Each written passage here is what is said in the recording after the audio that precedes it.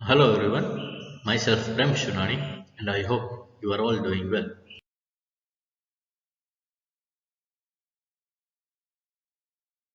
In this lecture, we are going to see some typical examples of index number.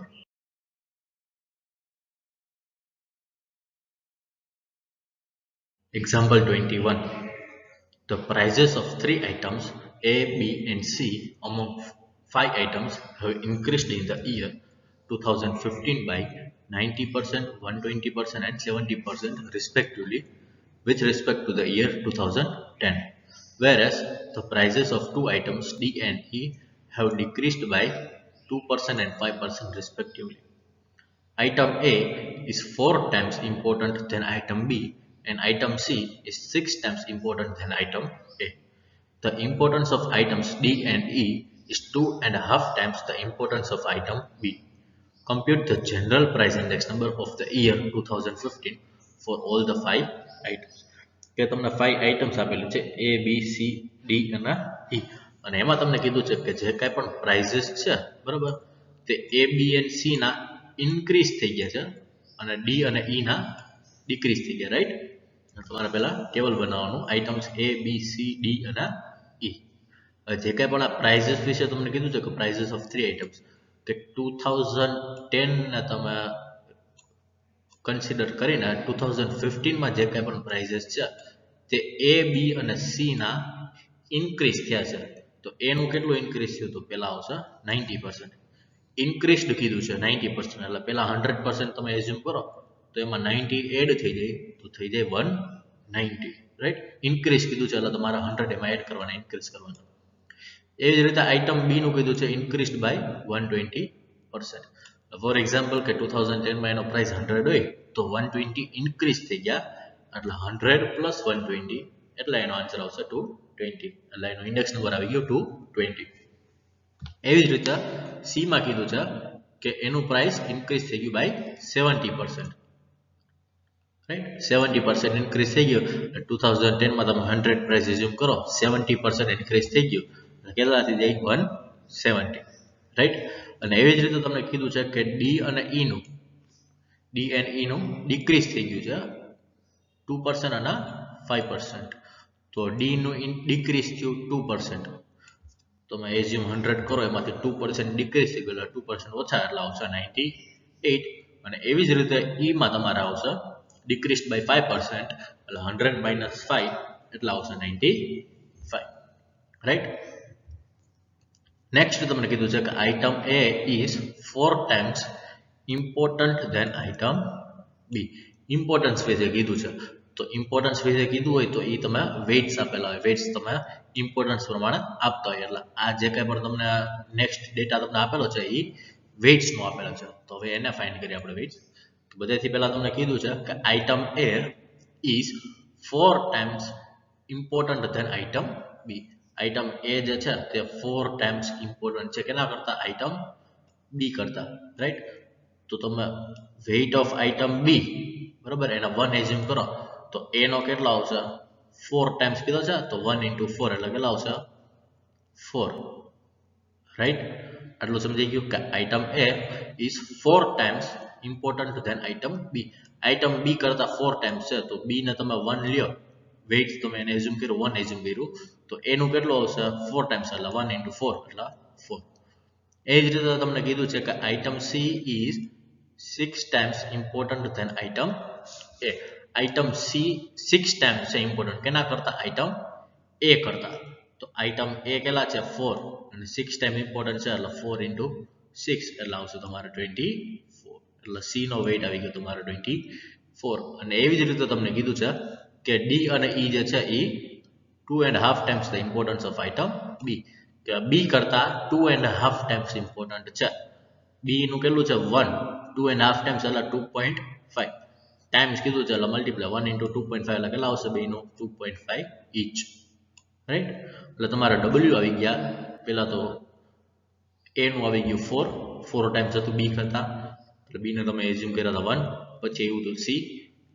6 times more important than A એટલે 6 into 4 24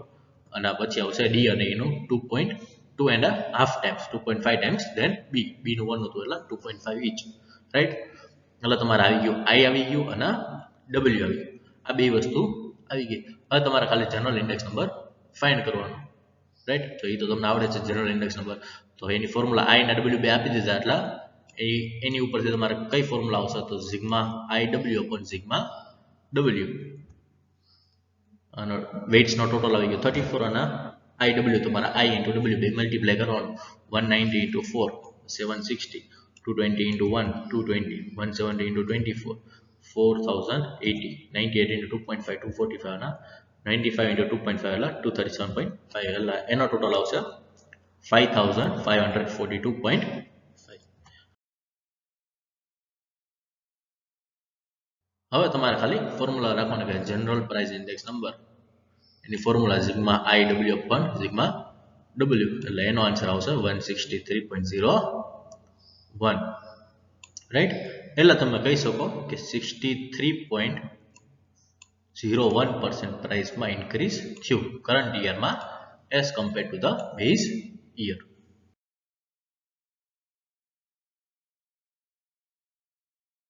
Example 22. The details of expenses on fuel for a group of workers of a region are as follows. કે જે કંઈ પણ expenses કર્યા છે fuel ઉપર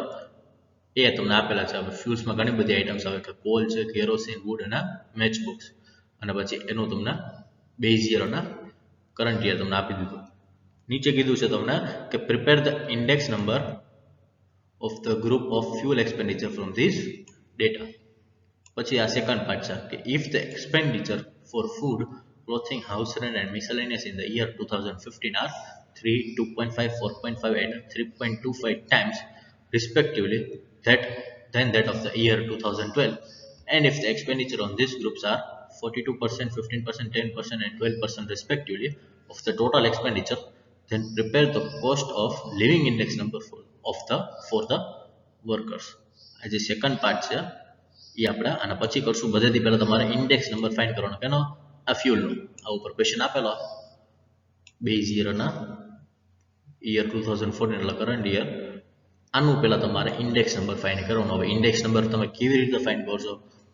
તો base યરની quantity આપેલી છે એટલે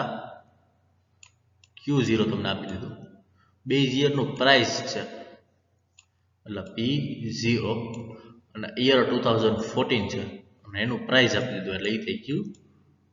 P1 રાઈટ એક્સપેન્ડિચર ઉપર છે રાઈટ તો તમે આમાં મેથડ ઓફ ટોટલ એક્સપેન્ડિચર પણ કરી શકો અને મેથડ ઓફ ફેમિલી બજેટ બેમાંથી જે તમને ઈઝી લાગે એ તમારા કરી શકો પણ વધારે ઈઝી તમારા મેથડ ઓફ ટોટલ એક્સપેન્ડિચરની રહેશે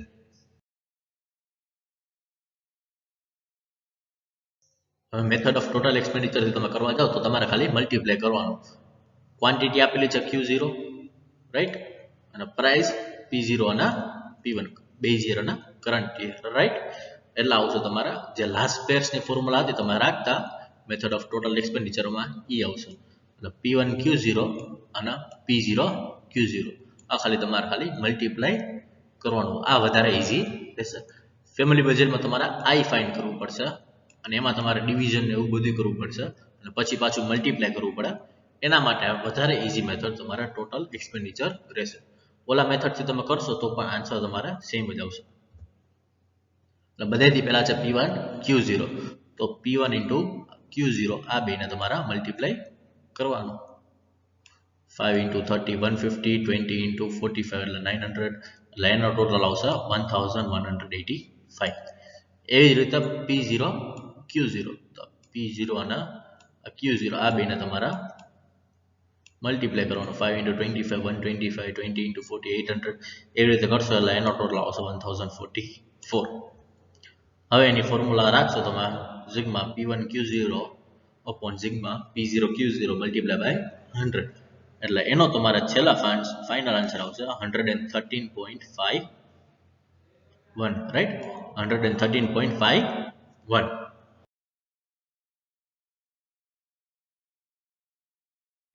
હવે તમે જે સેકન્ડ પાર્ટ જે તમને ક્વેશ્ચનમાં આપેલો એ તમે જુઓ કે ઇફ ધ એક્સપેન્ડિચર તમે જે કાંઈ પણ ખર્ચો કર્યો બરાબર આ બીજી ચાર વસ્તુ જે ગ્રુપ્સ આપેલા છે એ એ તમને કહી દીધું કે 3 છે 2.5 4.5 અને 3.25 times respectively then that of the year 2012 કે 2012 ના તમે કમ્પેર કરીને તમે આ વર્ષે 2015માં જે કાંઈ પણ તમે આમાં ખર્ચો કર્યો એક્સપેન્ડિચર કર્યો તે તમને આપી દીધું 3 2.5 4.5 અને 3.25 ટાઈમ્સ તમે કમ્પેર કરીને તમને આપી દીધું એટલે તમને આ ઇન્ડેક્સ નંબર તમને કીધું છે કે લાસ્ટ યર તમારે જે કાંઈ પણ ખર્ચો કર્યો એના કરતાં 3 2.5 અને 4.5 ટાઈમ્સ વધારે આ વખતે તમે ખર્ચો કર્યો છે તો રાઈટ તો તમે ઇન્ડેક્સ નંબરના તમે જે કાંઈ પણ આપતા એના કન્ઝમ્પશન પ્રમાણે ક્વોન્ટિટી પ્રમાણે અથવા તો એક્સપેન્ડિચર પ્રમાણે એના આપતા તો આ તમને જે કીધું છે ફર્સ્ટ પાર્ટ તો એ તમારા ઇન્ડેક્સ નંબરનું આઈ તમને આપી દીધું તો તમે ટેબલ બનાવો તો એમાં આઇટમ્સ આવશે ટોટલ 5 આઇટમ્સ આવશે કે પહેલા તો food clothing house rent miscellaneous અને આપણે જે અત્યારે ઉપર ફાઇન કર્યું ફ્યુઅલનું તે રાઈટ કારણ કે તમને ખબર છે કે જે કાંઈ પણ તમે ફેમિલી બજેટ ઇન્ક્વાયરીથી તમે જે કાંઈ પણ તમે ડેટા અથવા તો cost of living index number find કરો તો એ 5 પાર્ટમાં ડિવાઈડ કરવામાં આવે આની પહેલાના લેક્ચરમાં આપણે જોયું હતું તો એ 5 પાર્ટ તમારે આવી ગયા food clothing house rent miscellaneous અને ફ્યુઅલ તો બધેથી પહેલા ફૂડમાં તમારે કેટલું ઇન્ક્રીઝ થયું ફૂડ કીધું છે તો 3 2.5 4.5 અને 3.25 ટાઈમ્સ કીધું છે રાઈટ ટાઈમ્સ એટલે ફૂડમાં તમારે ઇન્ક્રીઝ થઈ ગયું 3 ટાઈમ્સ તો તમારા બેઝ યરમાં તમે 100 એઝ્યુમ કરો તો એના કરતાં 3 ટાઈમ્સ એટલે 100 into 3 એટલે આવ્યું 300 એવી જ રીતે ક્લોથિંગમાં તમને કીધું છે કે 2.5 ટાઈમ્સ રાઈટ બધામાં ટાઈમ્સ જ આવશે એટલે ક્લોથિંગમાં આવશે 100 into 2.5 એટલે આવશે 250 એવી જ રીતે હાઉસ રેન્ટમાં કીધું છે 4.5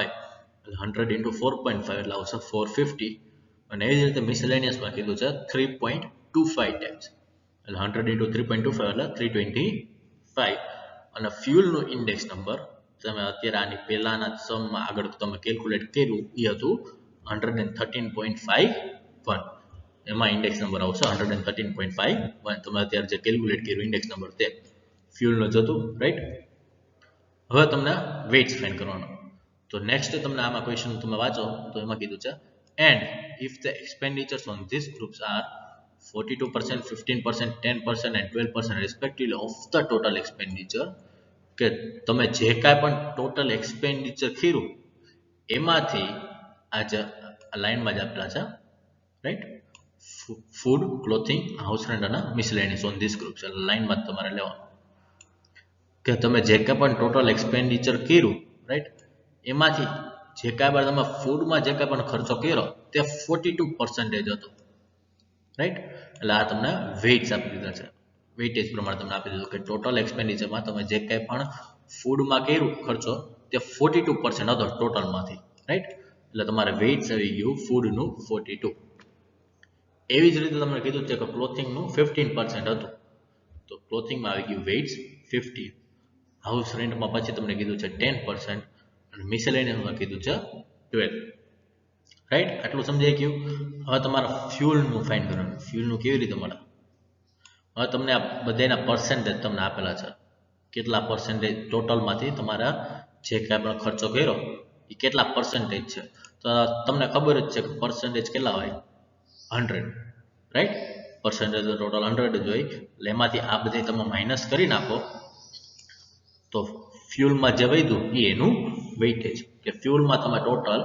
21% ઓફ ધ ટોટલ એક્સપેન્ડિચર તમે જે કાંઈ પણ હતું એ ફ્યુઅલમાં તમે યુઝ કર્યું છે 21% ટોટલ એક્સપેન્ડિચરના એ તમે ફ્યુઅલમાં સ્પેન્ડ કર્યા છે એટલે ફ્યુઅલનું વેઇટેજ આવી ગયું 21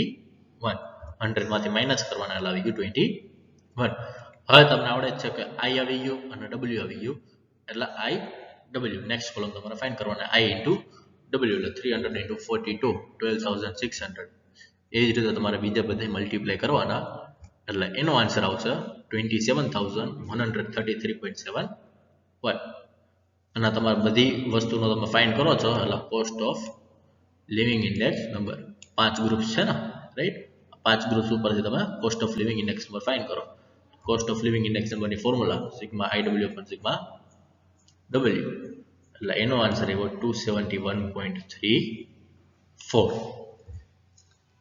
એટલે તમે કહી શકો કે 2012 કરતાં 2015માં 171.34% જે છે તે ઇન્ક્રીઝ થઈ ગયું કોસ્ટ ઓફ લિવિંગમાં in the current year as compared to the base year.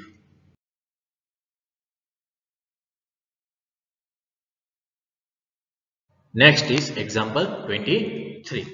Find the real wages for the worker class of a city from the following data about their average monthly wage and the cost of living index number. Base year 2001. Find the purchasing power of money in the year 2015 by taking the base year 2001 and state the importance of this answer. Second part તમને કીધું છે બધાથી પહેલા તમને કીધું છે કે તમારું જે રિયલ વેજ છે રિયલ વેજ એ તમારે ફાઇન્ડ કરવાનું રાઈટ. હવે એમાં તમને બે ડેટા આપેલો average monthly veg cost of living index number આટલું તમને આપી દીધું. હવે રિયલ વેજની તમારે એક નવી ફોર્મ્યુલા જે તમારે યાદ રાખવાની એ આવડી કે average monthly wage upon cost of living index number multiply by 100 right. કે રિયલ વેજ તમારું કેટલું થઈ જાય બેઝ યર તમે 2001 ને તમે કમ્પેર કરો તો, અથવા તો એક તમને આ ફોર્મ્યુલા યાદ રાખવાનું કહેવડાવી દઉં કે જો બેઝ અત્યારે કરંટ યર જે કાંઈ પણ છે 2010 બરાબર એમાં 192 ઇન્ડેક્સ નંબર છે અને એમાં તમે 15,000 તમે તમારી મંથલી વેજીસ છે રાઈટ. તો 2001માં તમારું બેઝ યરમાં કેટલું હતું 2001માં તમારો ઇન્ડેક્સ નંબર તમે કેટલું એઝ્યુમ કરો તો 100. તો એમાં તમારો જે કંઈ પણ મંથલી વેજ હોત એ કેટલું આવે તો આ તમારે ખાલી ક્રોસ મલ્ટીપ્લાય કરવાનું રાઈટ. સેમ આવશે 15,000 શું હતું તમારું મંથલી વેજ રાઈટ 2010માં મલ્ટીપ્લાય બાય 100 અને ડિવાઇડેડ બાય આવશે 192 શું હતું તમારું cost of living index number. તો average monthly wage upon cost of living index number multiply by 100. તમારે ખાલી આમાં એટલું જ ફાઇન્ડ કરવાનું કે ફોર એક્ઝામ્પલ કે 2010માં તમે 15,000 તમારું મંથલી વેજ હતું અને એમાં cost of living index number હતું તમારું 192 right. Cost of living index number એટલે જે કાંઈ પણ તમારે ઇન્ક્રીઝ થયો પ્રાઇસીસમાં એ 192 હતો. તો બેઝ યરમાં તમારા 2001 હતું એમાં કેટલું તમારું મંથલી વેજ આવત બેઝ યરમાં 2001માં તમારું કેટલું મંથલી વેજ થાત એ તમારે ફાઇન્ડ કરવાનું એને તમે 100 એઝ્યુમ કરો એટલે આવી રીતે તમારે ફોર્મ્યુલા આવશે અથવા તો તમારે ખાલી આ ફોર્મ્યુલા યાદ રાખી લેવાની.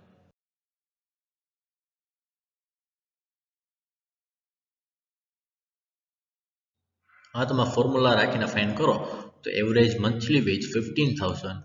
Divided by cost of living index number 192 multiply by 100 એટલે તમારું આન્સર આવશે 7,812.5. અત્યારે જે કંઈ પણ તમારી મંથલી વેજ 15,000 છે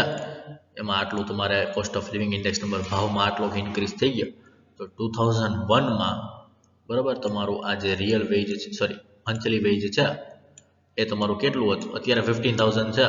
તો તમારું 2001માં એ તમારું આવ્યું હતું 7,812.5.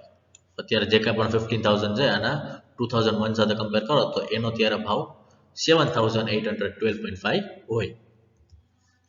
એવી જ રીતે 2011માં કે 15,600 ડિવાઇડેડ બાય 203 મલ્ટીપ્લાય બાય 100 એટલે આવશે 7,684.73. અને એવી જ રીતે બીજા બધીમાં તમારા ડિવિઝન મલ્ટિપ્લિકેશન કરતું જવાનું ફોર્મ્યુલા રાખીને 16,200 multiply by 28 sorry divided by 228 multiply by 100 અને 7,105.26. એ જ રીતે બીજા બધામાં 17,000 ડિવાઇડેડ બાય 268 મલ્ટીપ્લાય બાય 100 એટલે તમારે એનો આન્સર આવશે આટલું 6,343.28. અને એવી જ રીતે બીજા બેમાં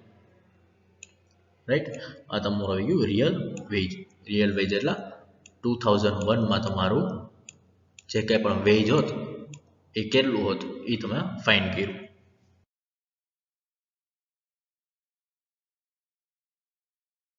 હવે જે સેકન્ડ પાર્ટ તમને ક્વેશ્ચનમાં કીધો હતો એ છે કે find the purchasing power of money in the year 2015 by taking the base year 2001 and state the importance of this answer કે તમારું જે કાંઈ પણ પર્ચેસિંગ પાવર 2015 માં કેટલું છે એ તમારે ફાઇન્ડ કરવાનું. તો એ કેવી રીતે ફાઇન્ડ થાય? તો પર્ચેસિંગ પાવર ઓફ મની તમારે ફાઇન્ડ કરવું હોય તો એ રેસિપ્રોકલ છે. કેનું છે? તો કોસ્ટ ઓફ લિવિંગ ઇન્ડેક્સ નંબરનું the current year with respect to the base year. એટલે તમે cost of living index number તમે કેવી રીતે ફાઇન્ડ કરો? P1 upon P0, right? આ તમે ઇન્ડેક્સ નંબર ફાઇન્ડ કરો આવી રીતે P1 upon P0. તો તમારે પર્ચેસિંગ પાવર જોતી હોય, પર્ચેસિંગ પાવર, તો આનું રેસિપ્રોકલ એટલે આનું ઓપોઝિટ P0 ઉપર અને ડિવિઝનમાં આવશે P1, રાઈટ? પર્ચેસિંગ પાવર એટલે રેસિપ્રોકલ ઇન્ડેક્સ નંબરનું રેસિપ્રોકલ અથવા તો કોસ્ટ ઓફ લિવિંગ ઇન્ડેક્સ નંબરનું રેસિપ્રોકલ. તો કયા યરનું કીધું છે? With respect to the in the year 2015 by taking year 2001 as the base year. કે 2001 ને તમારે બેઝ યર લેવાનું, રાઈટ? તો P0 એ આવશે 100. એનું તો કાંઈ આપેલું નથી cost of living index number કે ઇન્ડેક્સ નંબર, એટલે તમારે એને 100 એસ્યુમ કરવાનું. અને 2015માં તમને cost of living index number તમને ક્વેશ્ચનમાં આપી હતી 287, રાઈટ? આટલી તમને આપેલી હતી એટલે તમારા આન્સર આવશે 100 ડિવાઇડેડ બાય 287, એટલે તમારો આટલો આન્સર આવશે 0.3484, which is equivalent to 0.35. એટલે તમારી પર્ચેસિંગ પાવર જે હતી તે 0.35 તમારા આનો આન્સર આવ્યો. એટલે તમે કહી શકો, hence it can be said that if the unit of money is rupee, then the value of rupee in the year 2015 is 35 paisa with respect to the base year 2001. એટલે હા તમને હું સમજાવું કે ફોર એક્ઝામ્પલ કે 2001માં 1 રૂપિયા હોય, right? તો એ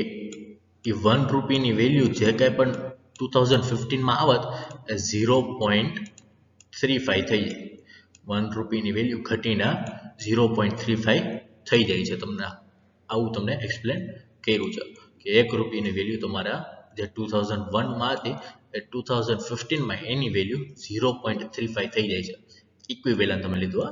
બાકી એનો આન્સર કેટલો આવશે? 0.3484. એટલે તમે ઇક્વિવેલન્ટ કર્યું એટલે આવશે 0.35, રાઈટ? લાસ્ટ સેન્ટેન્સ કીધું છે, thus although the actual average monthly wage of the workers of this class in the year 2015 is more than the base year 2001, the real disposable wage in the year 2015 is only 6,968.64. કે જે કાંઈ પણ તમારું real veg આવ્યું 2015માં એ ખાલી 6,968.64 આવ્યું હતું rupees, right? એટલે 2015માં તમારું જે કંઈ પણ તમારું મંથલી વેજ તમને આપેલું હતું, કેટલું આપેલું હતું? ક્વેશ્ચનમાં તમે જુઓ તો 20,000 આપેલું હતું, રાઈટ? કે 2015માં તમારું મંથલી વેજ જે છે તે 20,000 છે, પણ એને તમે 2001માં તમે લઈ જાઓ, 2001માં તમે કમ્પેર કરો તો એની ત્યારે વેલ્યુ ખાલી આટલી હોત. કેટલી? 6,968.64.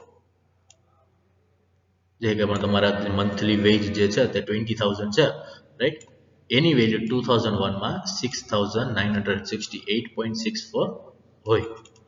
એ તમને રિયલ વેજ તમને ખબર પડી. અથવા તો એમ પણ કહી શકો કે 1 રૂપિયાની જે કાંઈ પણ અત્યારે 1 રૂપીસ હોય 2001માં એની અત્યારે વેલ્યુ 0.35 પૈસા થઈ ગઈ છે. આ બે તમે કન્ક્લુડ કરી શકો.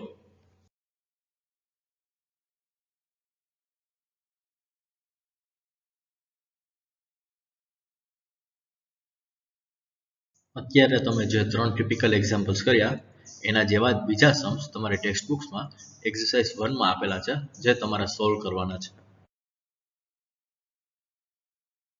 Thank you for watching this video. If you have any doubts, you can write it in the comment box. Till then, stay safe and stay healthy.